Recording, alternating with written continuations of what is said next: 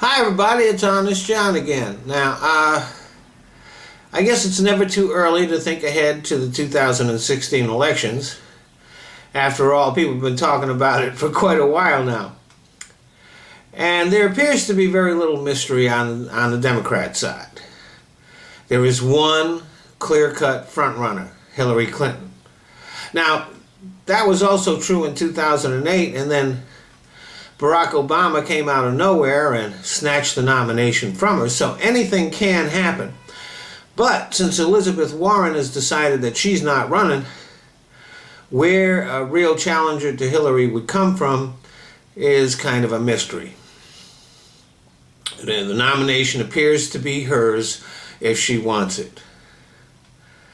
So the real battle would appear to be on the Republican side, which would be the Tea Partiers versus the establishment Republicans. Now, Ted Cruz and Rand Paul are the most notable Tea Party candidates.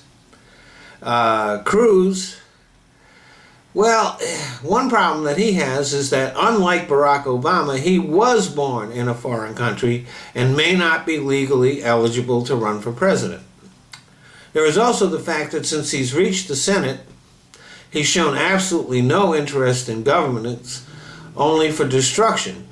And his biggest political achievement was the shutdown of the government, which pissed a lot of Americans off. There's also his personality, which is pretty sour. And I have a feeling that in the course of a presidential race, well, he would be a big loser. Then there's Rand Paul.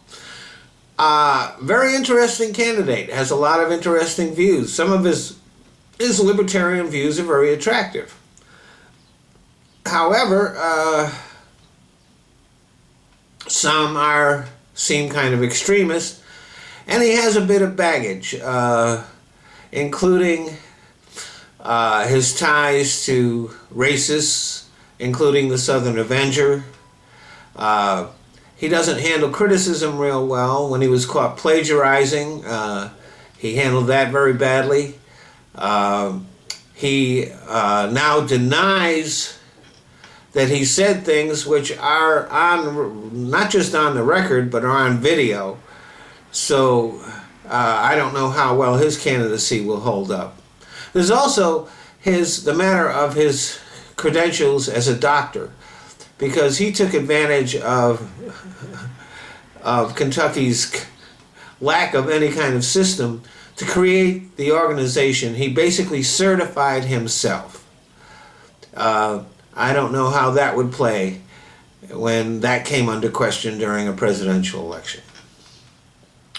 From the evangelical wing of the Republican Party, we have Mike Huckabee and Rick Santorum. Now, Huckabee at one time appeared to be a pretty strong candidate, but the more you know him, the less you like him. And his views on social issues are pretty extreme. Santorum is just a sex-obsessed freak and has no chance at all. Which leads us to the establishment Republicans. Now, Jeb Bush, very attractive candidate, except for the fact that he's kind of tied to the legacy of his brother, which is not very attractive. Most of the problems that we're having now in the Middle East can be laid in George W. Bush's lap, including the creation of ISIS. Now, it's not fair that Jeb should be tied to what his brother did, but that's the way life works. I had 4 brothers myself, and I found that their actions affected my reputation, and my reputation affected theirs. So even though it's not fair, it's just the way life works. Now, Scott Walker is another candidate, potential candidate for the Republican Party. Not very charismatic. He's got problems with his relationship to the Koch brothers, which I don't think will hold up under scrutiny if he receives the nomination.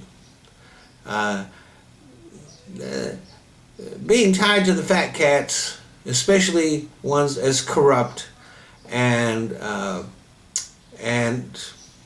corrupt as the Koch brothers, is not really an asset for a presidential candidate. Then there is Chris Christie, who a couple of years ago looked like a pretty good candidate, but then Bridgegate came along, and we began to get a look at the inner workings of the Christie administration. Matter of fact, just about all of Chris Christie's inner circle are have resigned and are facing investigation by the feds.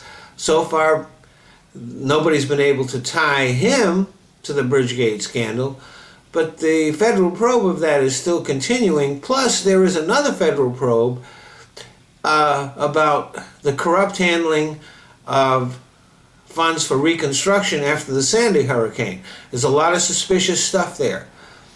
I don't know if the Republicans would be willing to take a chance on nominating a candidate who might wind up being indicted in the middle of the election. So, to the rescue, here comes Mitt Romney. Mitt Romney wants to run again. That would be for the third time. And poor old Mitt, he really, really wants to be president. But nothing's changed. Nothing's changed. All those ads about his venture capitalism, all of those ads are still, would be rerun by his Republican opponents and by the Democrats if he were to get the nomination. He's made very awkward attempts to try to portray himself as a regular guy. He's not. We all know that. He's stiff and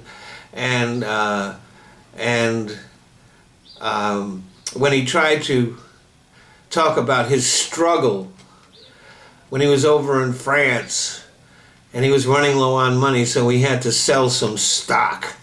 I don't think very many Americans can relate to that struggle. And then there was his speech to the fat cats about the 47%, which probably lost him the last election. What Mitt doesn't realize is that he is the physical embodiment of everything that people have come to resent about the 1%. Thanks for listening.